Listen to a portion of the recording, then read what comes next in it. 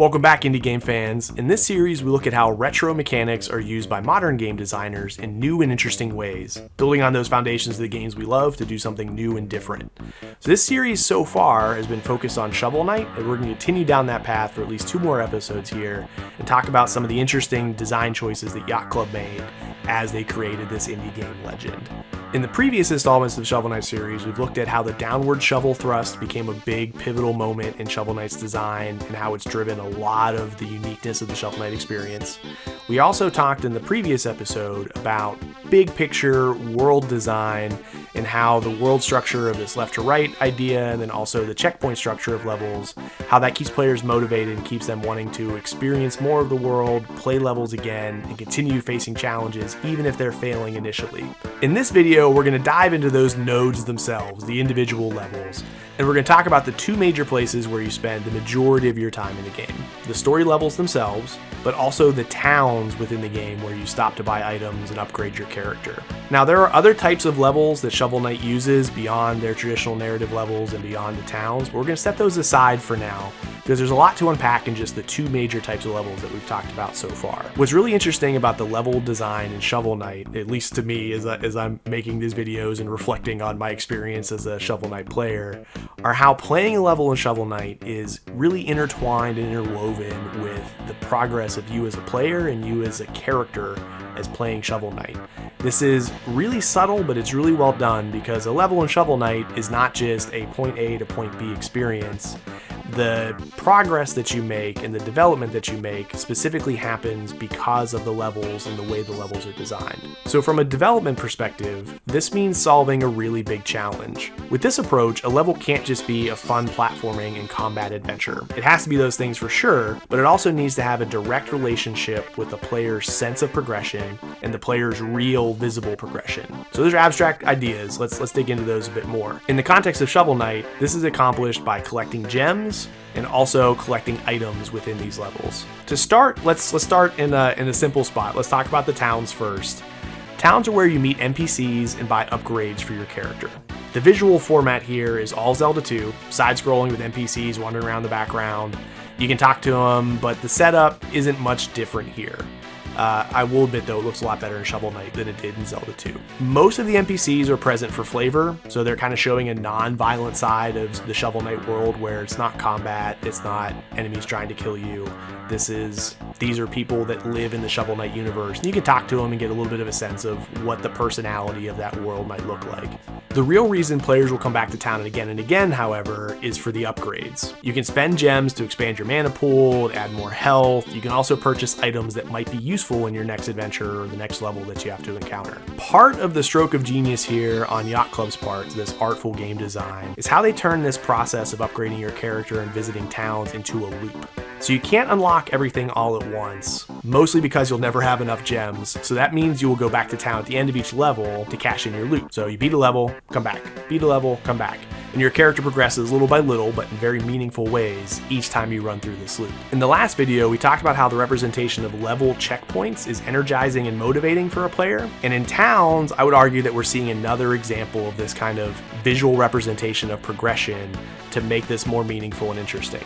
So as a player, it's uniquely satisfying to see your health bar expand, see your mana pool expand. And it's also cool to get new items and unlock new types of armor for your character because those are very visible representations that you've done something meaningful in the game. It's an emotional experience and it matters a lot in all games to give players this sense of progression.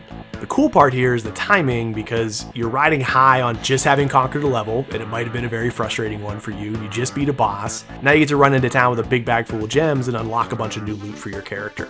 You get this pretty fun shopping spree kind of experience going.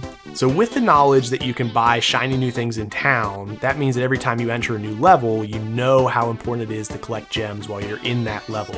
So that means that the town experience also has a direct impact on how you play and how you finish a level. So already, just that knowledge that you're going to spend the gems later creates a deeper layer of meaning when you enter any given level, because now your performance in that level matters a bit more. It's not just about completing it, it's about completing it thoroughly and walking away with enough gems that you get to buy that new sweet upgrade. This idea alone, this idea of gems being a form of currency, by itself makes players more likely to explore levels more thoroughly. But Yacht Club doesn't stop there. They go a little bit farther to make level exploration even more interesting, more meaningful, and more impactful. In addition to the currency, we have an application of the classic Mega Man model, and that goes beyond that trademark ladder climb butt wiggle. Do you see this? I can't see a pixel art character climb a ladder without thinking of Mega Man. It's just something that's permanently burned into my brain at this point. At any rate, Mega Man popularized a format where level themes were closely tied to the boss of the level. The wood guy was in the forest, the fire guy is surrounded by lava. You're familiar with this concept in games. It's beaten to death at this point.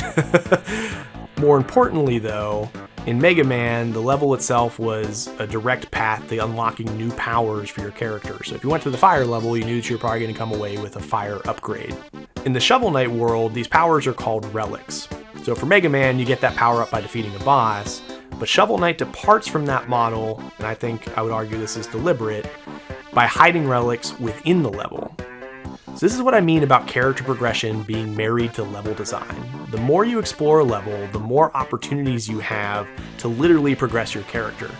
And then, and this is another layer deeper on this level design as character progression, these relics come in handy for all kinds of things within the game, not just defeating bosses like you see in Mega Man.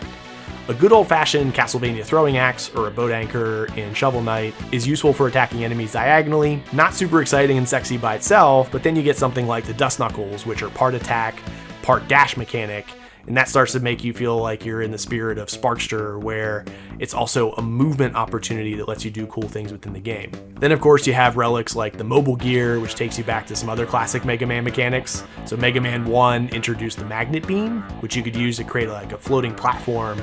And then this idea continued on in future Mega Mans and variations of other floating platforms. So it was like flying sleds and upward moving elevator-ish, for lack of good Mega Man terminology here, of what these platforms actually are. The mobile gear naturally puts an extra twist on this floating platform mechanic. So the core concept, even though it clearly takes Mega Man inspiration, still has a very specific application within the Shovel Knight universe and is very much themed around the Shovel Knight universe. So there are many other relics for us to potentially explore, but in the interest of time for this video, I want to return to this idea of interweaving progression with levels.